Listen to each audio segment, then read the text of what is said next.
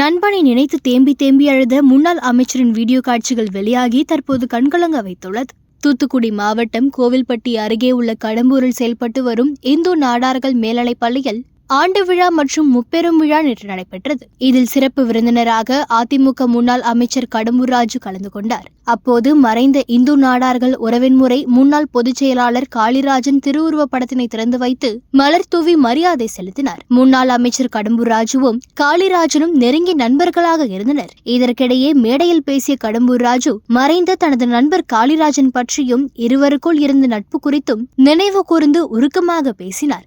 தொடக்கத்திலிருந்தே நான் தழுக்க பேசிய அவர் நண்பனை நினைத்து மேடையிலேயே தேம்பி தேம்பி அழுதார். இதனை பார்த்து அருகில் இருந்தவர்கள் அவரை ஆசுவாசப்படுத்தினர். இருந்த போதிலும் தனது நண்பர் குறித்து பேசி முடிக்கும் வரைக்கும் கண்களில் கண்ணீரோடு பேசினார் முன்னாள் அமைச்சர் கடம்பூர் ராஜு. கூட்டத்தில் தனது நண்பன் குறித்து உருக்கமாக பேசியது அனைவரையும் கண்கலங்க வைத்து நெகிழ்ச்சியை ஏற்படுத்தியது. புதிய தலைமுறை சேனலை யூடியூப்ல சப்ஸ்கிரைப் பண்ணுங்க. புதிய தலைமுறை சோஷியல் மீடியா ஹேண்டில்ஸ் ஃபாலோ பண்ணுங்க. புதிய தலைமுறை ஆப்பை டவுன்லோட் பண்ணுங்க. டிஜிட்டல் தளங்களில் புதிய தலைமுறை எங்கேயும் எப்போதும்.